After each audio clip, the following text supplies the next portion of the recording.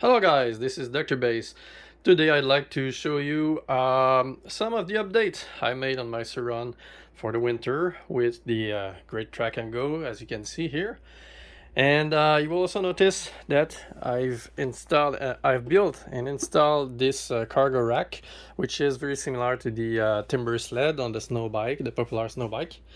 And well, the purpose for that is to carry some tools, some food, uh, and other stuff like that, as well as an additional battery. I've built this cover for the 40 amp hour 72 volt battery, and well, that is consuming about 160 to 200 watt hour per kilometers. So I'd like to have additional range. So that will be to carry some battery. So I will show you a little tour of it. So what you can see here is the charging port that I've connected to the main battery here, that is going right here to this plug that will be used for connecting the battery. I've also, well, in fact, that is a wooden plane, as well as these are aluminum L-bar, and I have also these below it with a kind of a crazy carpet slide here to have the snow to slide easy. So what you see now is that this is directly coupled with the track here, so there is no suspension between those. So I cannot carry a person. I can carry a small weight. I will test that because all the weight here and all the mass will be directly transferred to the track here. So I will make some tests. I hope it will be fine for that. So let's see what's about the battery. And first, before the battery, I want to show you those cases that I've bought for the battery and carrying stuff. Those are waterproof. And I've made some little slides here, as you can see. So when I want to put these on the rack, I will show you now. That is sliding perfectly, just like that here. So you see, it's not moving at all. It's moving this way, so that's why I'm using those straps, just like that, one here and one this way. Well, maybe better place like that. All right, here. But what's also interesting is that I have some room here, and since I have no suspension here, I can put another one below it. So I made those L-bar exactly the same width as these.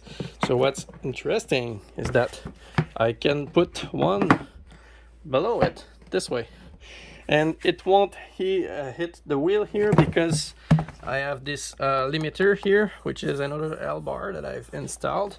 So I can put, let's say, a battery here and a different cargo here. The battery I had was one that I built, which is 48 volt, 50 amp hour, using some M26 cells. That's the battery pack, and that's the JBD BMS that I like. The only problem is that it's 48 volt, and I'm very fan of these DC-DC converter to convert all kind of voltages, because I have different voltages built, and that's why I'm using these. So those are available in the 1200, 1500 and 1800 watts. So those are boost converter. They will take like 10 to 60 volt input and up to 120 or up to 90 volt here. So what I did is I wanted to put these into a case, a watertight case like that I will use silicone here, instead of using these like this, because those will not, I will not be able to put these inside here. There's not a lot of room, and well, in this shape it's not possible. However, in this box with the thickness of this one, it will be. However, I didn't find a box like that with the right width, so I had to take this PCB, cut it, isolate the component, and I will just relocate the current sense as well as the LED and output port here. So it's quite small, and I will use the aluminum case as a heatsink, and I've tested the efficiency with my battery tester here, which is a kind of a electronic load, and it doesn't produce a lot of heat. It's about 96% efficient, so I will drive it at 1000 watts. So it will take like 20 to 25 amp at 48 volt and convert it to 84 volt. So this one is constant current, constant voltage output, which means it's act exactly like a charger.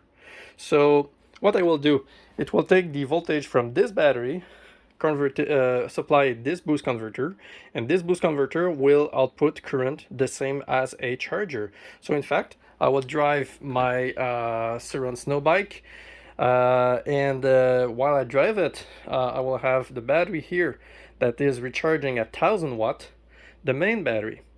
So if I drive at an average of, let's say, 2000 watts, it means that I will have 1000 watt from this battery and 1000 watt from this battery. So both battery will discharge about the same rate, which is about the length of a great ride. And that's it. So yeah, I hope it will work well. This battery here fit just like perfect with the thickness of this one. You know, it's it's like I knock it and it's very hard because it's directly with the battery. There's a lot of heat shrink here and some protection inside. So for the cold weather, I might just add some insulation on top of this one, because I cannot add some inside because there's not a lot of room. But the plastic is not a very great heat conductor. So that battery, since it will be drive at 1000 watts and it's like 20 amp out of 50 amp hour, it will be like C out of 3 or C out of 2. So it should be fine. It will produce just a lot of heat to keep it warm in the great temperature range. So yeah, that's all. And oh, maybe another interesting upgrade I've made for the front ski on this one, because to go to the great trails, I have to cross some roads and some paved roads, and the pavement is just damaging the carbon slide below it. So I've installed this small wheel that I can retract this way with this kind of a Destaco bracket, which is kind of a mechanism that I can just engage like this. So you see the wheel. So that's the wheel that's going on the pavement, and it's rated, believe it or not, for 800 pounds. So it should not be a problem with the suspension and the wheel, and it's working well from now. So if I want to disengage it, I go this way, and I've installed this kind of rubber which retain the wheel. It acts like a spring loaded to not have the wheel go down. And the small slide here in the middle, I was expecting to have some snow going here inside and affect a little bit the handling of the ski, the front ski, but it doesn't happen. It's working very, very well, so I'm happy with that. And I also added something interesting here, which is called the Cycle Analyst. This is my favorite display for all my e-bikes built since more than 15 years actually. And I've also installed this GPS Dataogger, which record all the data, current, speed, maximum battery current, all those kind of electrical and performance parameters. And then I can upload the data from this Dataogger to a website called Green Technology. There's a tool where I can analyze all my trip with the map and see how the bike behave. So that's very interesting, and I will just show you. So you see here in the great blue LED here. So you see the cell voltage, pack voltage, temperature of the motor, consumption. I have 60 watt consumption right now because of all the LEDs and these things, and the front light. And also this GPS, when I turn it on, it will start immediately recording. So that's fantastic. I like that, right? It's that bike is well tuned and very great performance, very stable. I also added this Cycle seat, which was quite expensive with the customs and all that stuff. But anyway, I'm satisfied. So I hope, guys, you enjoyed this video, and give me a thumbs up and subscribe if you're interested in more content. So Take care and see you next time. Bye bye.